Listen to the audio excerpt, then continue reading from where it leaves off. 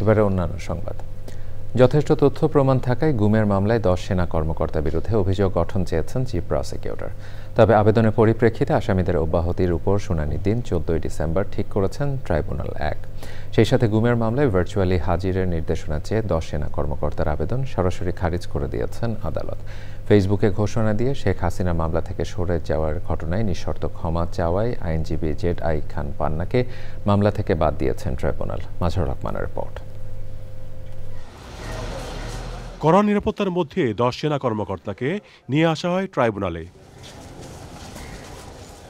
11:45 এজলাসে আসন গ্রহণ করেন বিচারপতি মোহাম্মদ গোলাম মর্তুজা মজুমদারের নেতৃত্বে 3 সদস্য। আসামিপক্ষ অভিযোগ গঠনের বিষয়ে সময় চাইলে তাদের বসতে বলে প্রসিকিউশনকে শুরু করতে বলেন আদালত। চিফ প্রসিকিউটর বিগত সরকারের সময় ঢাকায় র্যাব 1 কার্যালয় সহ বিভিন্ন জায়গায় কিভাবে গুমের ঘটনা ঘটত সেই ঘটনা তুলে ধরেন। কিভাবে গুমকে রাজনৈতিক নিপীড়নের একটা হাতিয়ারে পরিণত করা হয়েছিল, কিভাবে গুমকে প্রাতিষ্ঠানিকভাবে বাংলাদেশের জনগণের উপরে একটা হাতিয়ার হিসেবে ব্যবহার করে রাজনৈতিকভাবে ক্ষমতা দীর্ঘায়িত করার চেষ্টা করা হয়েছে, সেই বিষয়গুলো আমরা আদালতে উপস্থাপন করেছি। প্রসিকিউশনের বক্তব্য শেষে আদালত পলাতক শেখ হাসিনার পক্ষের আইনজীবী জেড.আই খান পান্না আদালতে না আসায় ক্ষোভ প্রকাশ করে তাকে তলব করলে হাজির হন তিনি।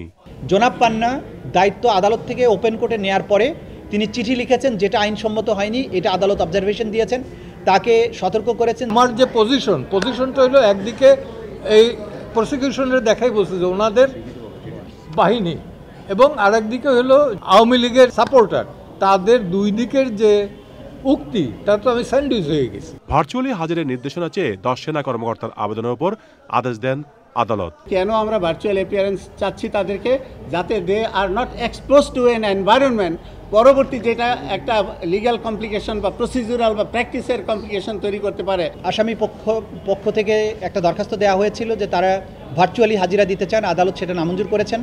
গুমের এই মামলায় সাবেক প্রধানমন্ত্রী শেখ হাসিনা, তার নিরাপত্তা উপদেষ্টা অবসরপ্রাপ্ত মেজর জেনারেল তারিক আহমেদ সিদ্দিক, সাবেক ও বর্তমান সেনা কর্মকর্তা সহ 17 জন আসামি। Mazharul Manna, channel I, Dhaka.